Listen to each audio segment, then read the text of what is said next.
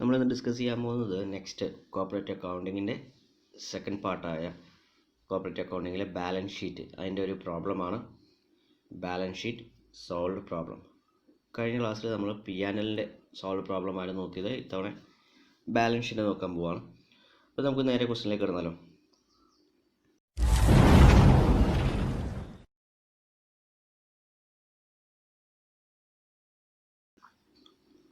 So ക്വസ്റ്റ്യനിലേക്ക് കിടക്കുന്നതിന് മുമ്പ് എൻ്റെ ചാനൽ ആരും സബ്സ്ക്രൈബ് ചെയ്തിട്ടില്ലെങ്കിൽ പ്ലീസ് സബ്സ്ക്രൈബ് ചെയ്യുക, ബെല്ലൈക്കൺ അമർത്തുക, ലൈക്ക് ചെയ്യുക. So question: Yes Bank Limited with an authorized and subscribed capital of rupees 10 lakh in rupees 10 shares presents for the following balances as on 31st March 2009. You are asked to prepare its balance sheet. Subscribed and called up share capital 10 lakh. Profit balance on 1st April 2008 1,10,000. Cash credit and overdraft 40 lakh. Term loan 50 lakh. Bill purchased and discount 1 crore. Current deposits 30 lakh. Savings bank deposits 32 lakh. Fixed deposit 48 lakh. Cash in hand 3 lakh. Calls in arrear 10,000. Cash with Reserve Bank of India 5 lakh. Money at call and short notice 8 lakh. Investment in government securities 12 lakh. Land and building 10 lakh 30,000. Furniture 50,000. Interest accrued on loan 1,50,000. Stamp and stationery 3,000. Rebate on bill discount 12,000. General reserve 60,000. Statutory reserve 7 lakh. Profit for the current year before appropriation 6 lakh. Borrowing from bank 4,53,000. Unclaimed dividend 8,000. Balance with bank 5 lakh. Bills payable 6 lakh. An additional information: claim against the bank not acknowledged as debt amount rupees 80,000. The bank acceptance on behalf of customers amount rupees 3 lakh. Bills for collection amount rupees 1,30,000. So this is the question. So നമുക്കറിയാം question ആദ്യം കിട്ടിയാൽ തന്നെ എന്ത് ചെയ്യണമെന്നുള്ളത് ഞാൻ നേരത്തെ പറഞ്ഞിട്ടുണ്ട്. നമുക്ക് ആദ്യം അലോക്കേറ്റ് ചെയ്യണം അല്ലേ. ഓരോ ഐറ്റവും എടുത്ത് അലോക്കേറ്റ് ചെയ്യണം. ഓരോ ഐറ്റം എടുത്ത് അലോക്കേറ്റ് ചെയ്യുക എന്ന് പറയുമ്പോൾ നമുക്ക് നോക്കാം ഏതൊക്കെയാണ് ഓരോ ഐറ്റം എടുത്ത് അലോക്കേറ്റ് ചെയ്യേണ്ടതെന്നുള്ളത്. സോ അലോക്കേറ്റ് ചെയ്യേണ്ട first item subscribed and called up share capital അല്ലേ. Subscribed and called up share capital ഇത് എവിടെ എത്തും? Subscribed and called up share capital എന്ന് പറയുന്നത് ഷെയർ ഹോൾഡേഴ്സ് ഫണ്ടിൽ ക്യാപിറ്റലാണ് അല്ലേ. ക്യാപിറ്റൽ CRDBO അല്ലേ. ആദ്യം തന്നെ CRDBO എന്നുള്ളതാണ്. അതിനകത്ത് C എന്ന് പറഞ്ഞാൽ ക്യാപിറ്റലാണ്. R എന്ന് പറഞ്ഞാൽ റിസർവ്സ് ആൻഡ് സർപ്ലസ് ആണ്. D എന്ന് പറഞ്ഞാൽ ഡിപ്പോസിറ്റ് ആണ്. B എന്ന് പറഞ്ഞാൽ ബോറോയിൻസ് ആണ്. O എന്ന് പറഞ്ഞാൽ അതർ ലയബിലിറ്റീസ് ആണ്. സോ ഇതിനകത്ത് subscribed and called up share capital എന്ന് പറയുന്നത് ക്യാപിറ്റൽ വരുന്നതാണ്. Profit balance on 1st April 2008 previous ഇയറിലെ പ്രോഫിറ്റാണ് ഉദ്ദേശിക്കുന്നത്. അത് നമ്മൾ മൂന്നാമത്തെ ഹെഡായ ആദ്യം P&L വരുന്ന ഒരു ഐറ്റമാണ്. P&L ആണെങ്കിൽ ഇവിടെ റിസർവ്സ് ആൻഡ് സർപ്ലസിനകത്ത് ആഡ് ചെയ്യേണ്ട ഐറ്റമാണ്. പ്രീവിയസ് ഇയറിലെ ബാലൻസ് 1,10,000. റിസർവ്സ് ആൻഡ് സർപ്ലസ് ആണ്. Cash credit and overdraft advance ആണ്. നമ്മൾ അസറ്റ് സൈഡിലെ അഡ്വാൻസ് ആണ്. അപ്പോൾ നോട്ട് ചെയ്ത് പോയിക്കോളുക. നമുക്ക് നേരെ അലോക്കേറ്റ് ചെയ്യാണ്. Advance. Then term loan advance ആണ്. Bill purchase and discounted advance ആണ്. കറണ്ട് ഡിപ്പോസിറ്റ് ആണ്. സേവിങ്സ് ബാങ്ക് ഡിപ്പോസിറ്റ് എമൗണ്ട് ആണ്. അടുത്ത fixed deposit cash in hand. Then cash and balance with RBI എന്ന് പറയുന്ന ആറാമത്തെ ഷെഡ്യൂളിൽ വരുന്നത്. കോൾസ് ഇൻ അരിയർ ക്യാപിറ്റലിൽ നിന്നും മൈനസ് ചെയ്യേണ്ട എമൗണ്ട് ആണ്. അടുത്ത cash with reserve bank of India. So cash in ഹാൻഡും balance with cash with reserve bank of India ആണ്. ദെൻ ബാലൻസ് വിത്ത് ബാങ്ക് അതാണ് cash with reserve bank of India. Balance with bank and money at call and short notice schedule number 7 വരുന്ന ഐറ്റമാണ്. Investment CBI എന്ന് പറഞ്ഞാൽ അടുത്തത് 6, 7, 8. Investment എന്ന് പറഞ്ഞാൽ 8 ആണ്. ലാൻഡ് ആൻഡ് ബിൽഡിംഗ് അതായത് അസറ്റ് ഫിക്സഡ് അസറ്റിനകത്ത് വരുന്ന CBI AFO ഇതിനകത്ത് F ഫിക്സഡ് അസറ്റിൽ വരുന്നതാണ് land and building. Furniture. Interest accrued on loan other അസറ്റാണ്. സ്റ്റാമ്പ് ആൻഡ് സ്റ്റേഷനറി അതർ അസറ്റാണ്. Rebate on bill discount other liability schedule number 5 other ലയബിലിറ്റിയിൽ വരുന്ന ഐറ്റമാണ്. ജനറൽ റിസർവ് റിസർവ്സ് ആൻഡ് സർപ്ലസിൽ വരും. സ്റ്റാറ്റ്യൂട്ടറി റിസർവ് റിസർവ്സ് ആൻഡ് സർപ്ലസിൽ വരും. Profit for the current year reserves and സർപ്ലസിൽ വരുന്നു. ബോറോയിങ്സ് ഫ്രം ദ ബാങ്ക് ബോറോയിങ്സിൽ വരുന്നു. അൺക്ലെയിംഡ് ഡിവിഡൻഡ് അത് അതർ ലയബിലിറ്റീസിൽ വരുന്നു. ബാലൻസ് വിത്ത് ബാങ്ക് അത് balance with bank money and call short നോട്ടീസിൽ വരുന്നു. ബിൽസ് പേയബിൾ അതർ ലയബിലിറ്റി വരുന്നു. So claim against bank acknowledge as ഡെപ്റ്റ് അതായത് contingent liability 12. Bank acceptance on behalf of customer അതും 12. The last bill for collection amount 1,30,000. ഇങ്ങനെയാണ് allocate ചെയ്യേണ്ടത്. Okay, ഇങ്ങനെ allocate ചെയ്തതിന് ശേഷം നിങ്ങൾ ചെയ്യേണ്ട കാര്യം എന്ന് പറയുന്നത് ഫോർമാറ്റ് അതേപോലെ തന്നെ ബാലൻസ് ഷീറ്റിലെ ഫോർമാറ്റ് ഞാൻ പറയുന്ന ഷോർട്ട് കോഡ് അല്ലെ CRD BO CBI AFO എന്ന് പറയുന്ന ആ ഫോർമാറ്റ് അവസാനം കണ്ടിൻജന്റ് ലയബിലിറ്റിയും ബിൽസ് ഫോർ കളക്ഷൻ അടക്കം എഴുതിയതിന് ശേഷം ക്ലോസ് ചെയ്യുക. എമൗണ്ട് എഴുതണ്ട, ക്ലോസ് ചെയ്യുക. ദെൻ ഷെഡ്യൂൾ ഓപ്പൺ ചെയ്യുക. അപ്പോൾ നമുക്ക് ഷെഡ്യൂൾ ഓപ്പൺ ചെയ്ത് നോക്കാം. ഷെഡ്യൂൾ നമ്പർ 1 ഏതാണ്? ക്യാപിറ്റലാണ്. Schedule number 1 capital. നമുക്കിവിടെ ക്വസ്റ്റ്യനിൽ ആദ്യം തന്നെ ഓതറൈസ്ഡ് ക്യാപിറ്റൽ തന്നിട്ടുണ്ടായിരുന്നു അല്ലേ? ഷെഡ്യൂൾ നമ്പർ 1 ഓതറൈസ്ഡ് ക്യാപിറ്റൽ തന്നിട്ടുണ്ടായിരുന്നു. അപ്പോൾ നമുക്ക് ഷെഡ്യൂൾ നോക്കാം. ഓതറൈസ്ഡ് ക്യാപിറ്റൽ 10 lakh ആണ് അല്ലേ? ഇഷ്യൂഡ് ക്യാപിറ്റൽ അത് തന്നെയാണ്. Subscribe authorised subscribed capital 10 lakh ആണ്. അപ്പോൾ ഓതറൈസ്ഡ് തന്നെ ആയിരിക്കും ഇഷ്യൂഡ് തന്നെ ആയിരിക്കും സബ്സ്ക്രൈബ്ഡ്. അത് ഫുള്ളായിട്ട് കോൾ ചെയ്തു. Called up capital 10 lakh. അപ്പോൾ നിങ്ങൾ പ്രത്യേകം ശ്രദ്ധിക്കുക, ഓതറൈസ്ഡ് ഇഷ്യൂഡ് സബ്സ്ക്രൈബ്ഡ് എല്ലാം കോൾഡ് അപ്പ് വരെയും സെയിം ആയതുകൊണ്ട് ഓതറൈസ്ഡും ഇഷ്യൂഡ് സബ്സ്ക്രൈബും ഈ ടോട്ടലിൻ്റെ കൂടെ ആഡ് ചെയ്യേണ്ട. അതെല്ലാം ഡബിൾ ലൈൻ ചെയ്ത് ക്ലോസ് ചെയ്തിട്ടുള്ളൂ. ഓക്കെ, ഓതറൈസ്ഡ് ഇഷ്യൂഡ് സബ്സ്ക്രൈബ്ഡ് ഇത് 3 അതുകൂടാണ്ട് കോൾഡ് അപ്പും കൂടി എല്ലാം 10 lakh ആണെങ്കിൽ കോൾഡ് അപ്പ് ഒഴിച്ച് ബാക്കിയുള്ള എല്ലാ ക്യാപിറ്റലും authorised capital issued capital subscribed capital അത്രയും ബാലൻസ് ചെയ്തിട്ടുക. ഡബിൾ ലൈൻ ചെയ്ത് അണ്ടർലൈൻ ചെയ്തിടുക. അതായത് അതിൻ്റെ ആ ടോട്ടലിൻ്റെ ആ കോളത്തിനകത്ത് ടോട്ടലിൻ്റെ കൂടെ ആഡ് ചെയ്യേണ്ട കാര്യമില്ല. കാരണം നമ്മുടെ കയ്യിലേക്ക് എത്താൻ പോകുന്ന എമൗണ്ട് കോൾഡ് അപ്പ് ക്യാപിറ്റൽ കഴിഞ്ഞാൽ വരുന്ന പെയ്ഡ് അപ്പ് ക്യാപിറ്റലാണ്. അതായത് ഇവിടെ കോൾഡ് അപ്പ് ക്യാപിറ്റൽ 10 lakh വിളിച്ചു, പക്ഷേ കോൾസിൻ്റെ അരിയർ വന്നു. ഒരു കോൾസിൻ്റെ അരിയർ വന്നു 10,000 വന്നു. അതായത് കോള് വിളിച്ചു ക്യാഷ് അടയ്ക്കാത്തവരുണ്ട്. അപ്പോൾ പെയ്ഡ് അപ്പ് ക്യാപിറ്റൽ എന്ന് പറഞ്ഞാൽ എത്രയായിരിക്കും? 9,90,000. അതാണ് അവിടെ ടോട്ടലായിട്ട് വരുന്നത്. കോൾഡ് അപ്പ് ക്യാപിറ്റലിൽ നിന്നും ക്യാഷ് തരാത്ത ആൾക്കാരുടെ എമൗണ്ട് മൈനസ് ചെയ്യുമ്പോൾ കിട്ടുന്നതാണ് പെയ്ഡ് അപ്പ് ക്യാപിറ്റൽ. അതാണ് നമ്മളുടെ കയ്യിൽ കമ്പനിയുടെ കയ്യിൽ കിട്ടുന്ന ക്യാഷാണത്. അത് 9,90,000 ആയിരിക്കും എമൗണ്ട്. സോ അപ്പോൾ ഫോർമാറ്റിനകത്തേക്ക് എഴുതേണ്ട എമൗണ്ട് എന്ന് പറയുന്നത് ടോട്ടൽ എമൗണ്ട് ആണ് 9,90,000. നേരെ ഫോർമാറ്റിലേക്ക് എഴുതുക. ഓക്കെ, അത് കൈയോടെ എഴുതി പൊയ്ക്കോളുക. അങ്ങനെ ഓരോ ഷെഡ്യൂൾ നമ്പർ ടോട്ടൽ ചെയ്ത് കഴിയുമ്പോഴും അത് എഴുതി പൊയ്ക്കോളുക. സോ അടുത്ത ഷെഡ്യൂൾ നിങ്ങൾക്ക് അറിയാം റിസർവ്സ് ആൻഡ് സർപ്ലസ് ആണ് അല്ലേ? അടുത്ത ഷെഡ്യൂൾ റിസർവ്സ് ആൻഡ് സർപ്ലസ് ആണ്. അതിനകത്ത് നമുക്ക് റിസർവ്സ് ആൻഡ് സർപ്ലസിൻ്റെ എമൗണ്ട് നമുക്ക് നോക്കുക. സ്റ്റാറ്റ്യൂട്ടറി റിസർവ് പറഞ്ഞിട്ടുണ്ട് 7 lakh. ഓൾറെഡി ഉള്ള സ്റ്റാറ്റ്യൂട്ടറി റിസർവ് എന്ന് പറയുന്നത് 7 lakh പറയുന്നുണ്ട്. അത് കൂടാതെ നമുക്ക് ക്വസ്റ്റ്യനിൽ പറയുന്നുണ്ട് profit for the current year before appropriation. നിങ്ങൾ നോക്കിയാൽ കാണാം അത് 6 lakh ആണ്. Profit for the current year before appropriation എന്ന് പറയുന്നത് അതായത് യാതൊരുവിധ കാര്യങ്ങളും അപ്രോപ്രിയേഷനൊന്നും മാറ്റാതെ ഉള്ള എമൗണ്ട് എന്ന് പറയുന്നത് എത്രയാണ്? 6 lakh ആണ്. സോ അങ്ങനെ 6 lakh ആണെങ്കിൽ അതിൽ നിന്നും എന്തു മാറ്റണം? അപ്രോപ്രിയേഷനായ സ്റ്റാറ്റ്യൂട്ടറി റിസർവ് പിന്നെയും മാറ്റണമല്ലോ. അതായത് 1,50,000 പിന്നെയും മാറ്റണം. സോ അപ്പോൾ 6 lakhൻ്റെ 25%. 6 lakh എവിടെ നിന്നാണ് കിട്ടിയെന്നുള്ളത് മനസ്സിലായോ? 6 lakh കിട്ടുന്നത് നിങ്ങളുടെ ക്വസ്റ്റ്യനിൽ profit for the current year before appropriation എന്ന് പറയുന്ന ഒരു എമൗണ്ട് കാണാം. ആ എമൗണ്ടിൽ നിന്നും അതിൻ്റെ 25% ഈ വർഷത്തെ പ്രോഫിറ്റിൻ്റെ 25% സ്റ്റാറ്റ്യൂട്ടറി റിസർവ് ആയിട്ട് മാറ്റണം. സോ മറ്റേ 7 ലക്ഷം രൂപ സ്റ്റാറ്റ്യൂട്ടറി റിസർവ് എന്ന് പറഞ്ഞാൽ കഴിഞ്ഞ വർഷവും അതിന് മുമ്പത്തെ വർഷങ്ങളൊക്കെ മാറ്റി അക്യുമുലേറ്റ് ചെയ്തിരിക്കുന്ന എമൗണ്ട് ആണ് 7 lakh. അപ്പോൾ ഈ വർഷത്തെ സ്റ്റാറ്റ്യൂട്ടറി റിസർവ് കാരണം അവിടെ ക്വസ്റ്റ്യനിൽ പ്രത്യേകം പറയുന്നുണ്ട് profit for the current year before appropriation എന്ന് പറയുന്നുണ്ട്. അപ്രോപ്രിയേഷൻ ഒന്നും മാറ്റാതെയുള്ള എമൗണ്ട് ആണ് 6 lakh. അപ്പോൾ സ്റ്റാറ്റ്യൂട്ടറി റിസർവ് അവിടെ മാറ്റി 1,50,000 ടോട്ടൽ. അപ്പോൾ നമുക്ക് 8,50,000 വന്നു. ദെൻ അടുത്തത് റവന്യൂ ആൻഡ് അതർ റിസർവ് അതായത് ജനറൽ റിസർവ് എന്ന് പറഞ്ഞാൽ തന്നിട്ടുണ്ട് 60,000. അതാണ് നമ്മളവിടെ എഴുതുന്നത്. സോ അല്ലേ റവന്യൂ ആൻഡ് അതർ റിസർവ് എന്ന് പറഞ്ഞാൽ നമുക്ക് വേണം തന്ന എമൗണ്ട് നമ്മളത് എഴുതി വെച്ചു. ദെൻ നമുക്കുള്ള എമൗണ്ടുകൾ ദെൻ ബാലൻസ് ഇൻ പി ആൻഡിൽ അതായത് ബാലൻസ് ഇൻ പി ആൻഡിൽ എന്ന് പറയുന്നത് എങ്ങനെയാണ് കിട്ടുന്നത്? ബാലൻസ് ഇൻ പി ആൻഡിൽ നിന്ന് കിട്ടുന്നത് നമുക്ക് 6 lakh ഓൾറെഡി ഉണ്ട്.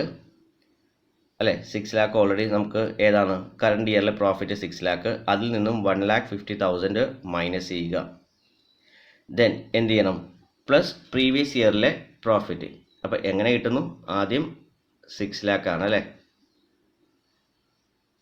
6 ലാക്ക് മൈനസ് 1,50,000. ഈ 1,50,000 എവിടെ നിന്നാണ് കിട്ടിയത്, ഈ പറയുന്ന എമൗണ്ട് ആണ്. 1,50,000 എന്ന് പറഞ്ഞാൽ ഈ എമൗണ്ട്, അതായത് നമ്മൾ സ്റ്റാറ്റ്യൂട്ടറി റിസർവിലേക്ക് ഈ 6 ലാക്കിൽ നിന്നും കറണ്ട് ഇയറിലെ പ്രോഫിറ്റിൽ നിന്നും ഈ 1,50,000 മൈനസ് ചെയ്യുമ്പോൾ കിട്ടുന്ന എമൗണ്ട് ആണ്. സോ അഗെയിൻ അതിൽ നിന്നും പിന്നെയും നമ്മൾ എന്ത് ചെയ്യണം, ആഡ് ചെയ്യണം.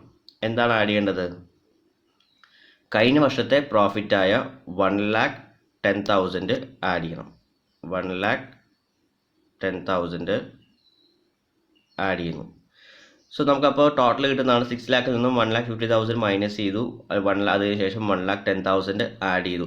സോ അപ്പോൾ നമുക്ക് കിട്ടുന്നതാണ് 5,60,000. അങ്ങനെയാണ് ഈ എമൗണ്ട് കിട്ടുന്നത്. കിട്ടിയത് എങ്ങനെയാണ് മനസ്സിലാക്കുക, എങ്ങനെ ഒന്നുകൂടി ഞാൻ പറയാം.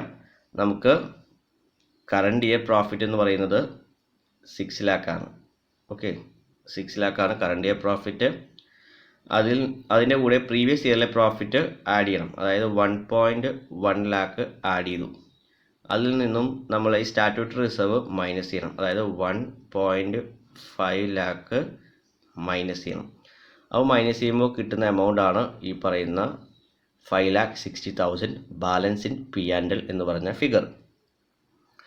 സോ ഇതിൻ്റെ എല്ലാത്തിൻ്റെയും കൂടെ ടോട്ടലാണ് നമുക്ക് കിട്ടുന്നത് 14,70,000 എന്ന് പറഞ്ഞ ഫിഗർ നമുക്ക് കിട്ടി. എങ്ങനെ കിട്ടി എന്നുള്ളത് ക്ലിയർ ആയെന്ന് വിചാരിക്കുന്നു.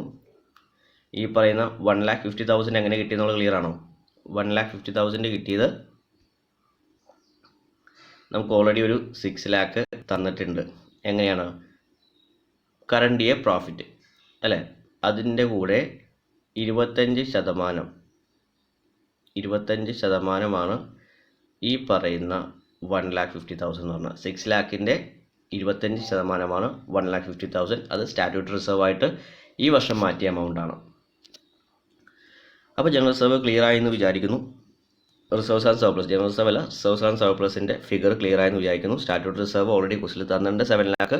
ദെൻ ഇപ്പോൾ 1,50,000 6 ലാക്കിൻ്റെ 25% മാറ്റി. ദെൻ ജനറൽ റിസർവ് എന്ന് പറഞ്ഞു 60,000 തന്നു. ബാലൻസ് ഇൻ P&L കിട്ടിയത് കറണ്ട് ഇയർ പ്രോഫിറ്റായ 6 ലാക്കിൽ നിന്നും സ്റ്റാറ്റ്യൂട്ടറി റിസർവ് മാറ്റിയ 1,50,000 മൈനസ് ചെയ്തിട്ട് പ്രീവിയസ് ഇയറിലെ പ്രോഫിറ്റായ 1,10,000 ആഡ് ചെയ്യുമ്പോൾ കിട്ടുന്നതാണ് 5,60,000. ടോട്ടൽ 14,70,000 കിട്ടും. ഇങ്ങനെയാണ് ജനറൽ റിസർവ് വരുന്നത്. സോ അടുത്തത് നോക്കുകയാണെങ്കിൽ ഡിപ്പോസിറ്റ്സ് ആണ്. നമുക്കറിയാം current deposit, savings bank deposit, term deposit 3 figure തന്നിട്ടുണ്ട്. അതിൻ്റെ ടോട്ടൽ ചെയ്യുക 1 crore 10 lakh വരും അല്ലേ. 1 crore 10 lakh ആണ് എമൗണ്ട് വരുന്നത് 3 ഫിഗറും കൂടി ടോട്ടൽ ചെയ്യുമ്പോൾ. സോ അടുത്തത് ബോറോയിങ്സ് ആണ്. ബോറോയിങ്സ് എന്ന് പറഞ്ഞാൽ ബാങ്കിൽ നിന്നും അതർ ബാങ്കിൽ നിന്നും നമ്മൾ ബോറോയിങ്സ് ഫ്രം ബാങ്ക്, അതർ ബാങ്കിൽ നിന്ന് നമുക്ക് ബോറോ ചെയ്തു 4,53,000. റിസർവ് ബാങ്കിൽ നിന്ന് നമ്മൾ ബോറോ ചെയ്തിട്ടില്ല. അടുത്ത വരുന്നത് അതർ ലയബിലിറ്റീസ് ആണ്. Other liabilities and provisions. അതിനകത്ത് വരുന്ന ഐറ്റംസ് നിങ്ങൾക്കറിയാം, നമ്മൾ ഓൾറെഡി അലോക്കേറ്റ് ചെയ്ത് കാരണം അതൊക്കെ നമുക്ക് എളുപ്പമാണ്. So bills payable, rebate on bill discounted, unclaimed dividend, ഇത്രയും കാര്യങ്ങളാണ് ആഡ് ചെയ്യുന്നത്. സോ സെപ്പറേറ്റ് ആഡ് ചെയ്യണമെന്നില്ല, എല്ലാം കൂടി ഒരുമിച്ച് ഔട്ടർ കോളത്തിൽ എഴുതിയതൊന്നും കുഴപ്പമൊന്നുമില്ല. Bills payable, rebate on bill discount, unclaimed dividend, ഇത്ര ആഡ് ചെയ്യുമ്പോൾ നമുക്ക് അതർ ലയബിലിറ്റീസിൻ്റെ ഓപ്ഷൻ കിട്ടും. അത് 6,20,000 ആണ് എമൗണ്ട് വരുന്നത്. ഓക്കെ, ബിൽസ് പേയബിൾ 6 lakh ആണ്. അടുത്ത schedule number 6 cash and balance with RBI. So cash and hand ഉണ്ട്, ബാലൻസ് വിത്ത് RBI ഉണ്ട്. Cash in hand 3 lakh, balance with RBI നമ്മളുടെ ഡിപ്പോസിറ്റ് പെർസെൻറ്റേജ് ഒക്കെ നമ്മൾ RBIയിൽ മെയിൻറ്റെയിൻ ചെയ്യണം അല്ലേ. സോ അത് 5 lakh ആണ്. സോ ടോട്ടൽ നമുക്ക് 8 lakh കിട്ടി cash and balance with RBI എന്ന് പറയുന്നത്. സോ അടുത്തത് balance with bank and money at call and short notice എന്ന ഒരു ഐറ്റമാണ്. സോ അത് ക്വസ്റ്റ്യനിലുണ്ട്. ബാലൻസ് വിത്ത് ബാങ്ക് എന്ന് പറഞ്ഞാൽ 5 lakh, money at call and short notice എന്ന് പറഞ്ഞാൽ 8 lakh. ടോട്ടൽ 13 lakh ആണ് അവിടെ വരുന്നത്. ഓൾറെഡി അലോക്കേറ്റ് ചെയ്തു. Balance with bank 5 lakh, money at call and short notice 8 lakh, total 13 lakh. അടുത്തത് CBI ആണ്. I എന്ന് പറഞ്ഞാൽ ഇൻവെസ്റ്റ്മെൻ്റ് ആണ്. ഇൻവെസ്റ്റ്മെൻറ്റ് ഗവൺമെൻറ് സെക്യൂരിറ്റീസിൽ നമ്മൾ ഇൻവെസ്റ്റ് ചെയ്ത എമൗണ്ട് 12 lakh ആണ്. ദെൻ അടുത്തത് CBI A എന്ന് പറഞ്ഞാൽ എന്താണ്? അഡ്വാൻസ് നമ്മൾ ലോൺ കൊടുത്തിട്ടുണ്ട് അല്ലേ, ക്യാഷ് ക്രെഡിറ്റ് കൊടുത്തിട്ടുണ്ട്. So bills purchased and discounted, cash credit, term loan, ഇത്രയും ലോണുകളാണ് നമ്മൾ അനുവദിച്ചേക്കുന്നത്. അത് ഓൾമോസ്റ്റ് 1 crore എമൗണ്ട് ഉണ്ട് അല്ലേ. 1 crore ആണോ 10 crore ആണോ വരുന്നത്? 1 crore എമൗണ്ട് നമുക്ക് വരുന്നുണ്ട്. സോ അടുത്തത് വരുന്നത് എന്തായിരിക്കും? AF fixed assets. ഫിക്സഡ് അസറ്റിൽ ലാൻഡ് ആൻഡ് ബിൽഡിംഗ്, അത് പ്രിമിസസ് എന്ന് പറഞ്ഞാണ് കൊടുത്തിരിക്കുന്നത്. ഫിക്സഡ് അസറ്റിൽ ലാൻഡ് ആൻഡ് ബിൽഡിംഗ് വന്നു എത്രയാണ്? 10,30,000. ഫേർണിച്ചർ 50,000. ടോട്ടൽ 10,80,000 ആണ് ഫിക്സഡ് അസറ്റ് ആയിട്ട് വരുന്നത്. സോ അടുത്തത് അതർ അസറ്റാണ്. അതിനകത്ത് ഇൻട്രസ്റ്റ് അക്രൂഡ് ഓൺ ലോൺ, നമ്മൾ കൊടുത്ത ലോണുമായി ബന്ധപ്പെട്ട് ഇൻട്രസ്റ്റ് അക്രൂഡ്, ക്യാഷ് കിട്ടിയിട്ടില്ല, അത് 1,50,000. സ്റ്റാമ്പ് ആൻഡ് സ്റ്റേഷനറിയുടെ ബാലൻസ് ആയിട്ടുള്ളത് 3,000 ആണ്. അതായത് കുറേ അധികം അഡ്വാൻസ് വാങ്ങിച്ചു, അതുമായി ബന്ധപ്പെട്ട് ബാലൻസ് ഉള്ളത് 3,000 ആണ്. മൊത്തം 1,53,000 ആണ് നമുക്കവിടെ കിട്ടുന്നത്. സോ ഇതിന് ശേഷം അപ്പോൾ നമുക്ക് ടോട്ടൽ കിട്ടും അല്ലേ, ലയബിലിറ്റിയുടെയും അസറ്റിൻ്റെയും ടോട്ടൽ കഴിഞ്ഞു. ദെൻ അടുത്ത ഷെഡ്യൂൾ നമ്പർ 12 കണ്ടിൻജൻറ്റ് ലയബിലിറ്റിയാണ്. Contingent liability claim against bank acknowledge as ഡെപ്റ്റ് എന്ന് പറഞ്ഞാൽ 80,000, bank acceptance on behalf of customer എന്ന് പറയുന്നത് 3 lakhും, total 3,80,000. Then bills for collection, അത് സ്റ്റേറ്റ്മെൻറ്റിനകത്തേക്ക് എഴുതിയാൽ മതി, ഷെഡ്യൂളൊന്നും ഇല്ലാത്ത കാരണം സെപ്പറേറ്റ് എഴുതണ്ട. സോ നമുക്ക് നേരെ സ്റ്റേറ്റ്മെൻറ്റ് ഒന്ന് നോക്കാം. സോ ആദ്യം ഹെഡിങ് കൊടുക്കണം, balance sheet as on date 31 December 2009. ഏത് ബാങ്കിൻ്റെ ആണെന്നുള്ളത് ക്വസ്റ്റ്യനിൽ പറഞ്ഞിട്ടുണ്ട്. ആ ബാങ്കിൻ്റെ പേരും കൂടി എഴുതി ഹെഡിങ് കൊടുക്കുക. അതിനുശേഷം ക്യാപിറ്റൽ ആൻഡ് ലയബിലിറ്റീസ് എന്നുള്ള ഹെഡിങ് കൊടുത്തതിന് ശേഷം ക്യാപിറ്റൽ എന്ന് പറയുന്നത് നമ്മുടെ ഷെഡ്യൂൾ നമ്പർ 1 ടോട്ടലായ 9,90,000. Then reserve 14,70,000. Deposits 1 crore 10 lakh. Borrowings 4,53,000. Other liabilities and provision 6,23,000. Total 1 crore 45,33,000 ആണ് നമ്മുടെ total liability of that bank. 1 crore 45,33,000 total liability എന്ന് പറയുന്നത് അതാണ്. ദെൻ അടുത്തത് വരുന്നത് അസറ്റ്സ് ആണ്. അസറ്റ്സിനകത്ത് cash and balance with RBI 8 lakh, balance with bank എന്ന് പറയുന്നത് 13 lakh, ഇൻവെസ്റ്റ്മെൻറ്റ് എന്ന് പറയുന്നത് 12 lakh വരുന്നു. Then advances 1 crore, fixed assets 10,80,000, other assets 1,53,000. Total 1 crore 45,33,000 ഈക്വലായി അല്ലേ. രണ്ടും ഈക്വൽ അല്ലേ നോക്കി. ഇവിടെ ഈ പറയുന്ന ടോട്ടൽ, അതായത് ലയബിലിറ്റി സൈഡിലെ ടോട്ടൽ 1 crore 45,33,000 എന്ന് പറയുന്ന ഫിഗറും ഈ പറയുന്ന ടോട്ടൽ അസറ്റ് അല്ലേ, ടോട്ടൽ അസറ്റ് എന്ന് പറയുന്ന ഈ ഫിഗർ 1 crore 45,33,000 ഈക്വലാണ്. അപ്പോൾ ബാലൻസ് ഷീറ്റ് ടാലിയാണ്. ദെൻ അതിനുശേഷം വരുന്നതാണ് contingent liability schedule number 12 3,80,000. Then bills for collection 1,30,000. So ഇത്രയും കാര്യങ്ങളാണ് ബാലൻസ് ഷീറ്റിനകത്ത് നമുക്ക് വരുന്നത്. സോ ഇതിനകത്ത് നമുക്ക് ആകെ കുറച്ച് അറിയാനുള്ളത്, ബാലൻസ് ഷീറ്റിൻ്റെ ഫോർമാറ്റ് കറക്റ്റായിട്ട് പഠിക്കുക, അതിനകത്ത് വരുന്ന ഓരോ ഷെഡ്യൂളിനകത്തും വരുന്ന ഐറ്റംസ്. സോ മെയിനായിട്ട് നിങ്ങൾക്ക് 5ാമത്തെ ഷെഡ്യൂൾ നമ്പർ 5 വരുന്ന അതർ ലയബിലിറ്റീസ് ആൻഡ് പ്രൊവിഷൻസ്, അത് നന്നായിട്ട് പഠിച്ചു വെച്ചേക്കണം. കാരണം അതിനകത്ത് ആണ് കുറച്ച് നമുക്ക് മനസ്സിലാവാത്ത ഐറ്റംസ് ഒക്കെ വരുന്നത്. ബോറോയിൻസും ഡിപ്പോസിറ്റും നമുക്കറിയാം. ദെൻ റിസർവിനകത്ത് വരുന്ന അഡ്ജസ്റ്റ്മെൻറ്റ് ഞാൻ പറഞ്ഞു തന്നായിരുന്നു, അത് ക്ലിയർ ആയെന്ന് വിചാരിക്കുന്നു. സോ ആ റിസർവിൻ്റെ അഡ്ജസ്റ്റ്മെൻറ്റ് കാര്യങ്ങളെല്ലാം കറക്റ്റായിട്ട് പഠിക്കുക, അതർ ലയബിലിറ്റീസ് കറക്റ്റായിട്ട് പഠിക്കുക, ഇതെല്ലാമാണ് നിങ്ങൾ കറക്റ്റായിട്ട് പഠിക്കേണ്ട കാര്യങ്ങൾ. സോ നമുക്ക് ഈ പോർഷൻസ് എല്ലാം ക്ലിയർ ആയെന്ന് വിചാരിക്കുന്നു. എന്തെങ്കിലും ഡൗട്ട്സുകൾ കാര്യങ്ങളുണ്ടെങ്കിൽ നിങ്ങൾക്ക് കമൻറ്റ് ചെയ്യാം, വാട്സപ്പ് ചെയ്യാം, ഞാൻ അതിൻ്റെ മാക്സിമം റിപ്ലൈ തരുന്നതായിരിക്കും. ഈ സെഷൻ വൈൻഡപ്പ് ചെയ്യാം. Thank you.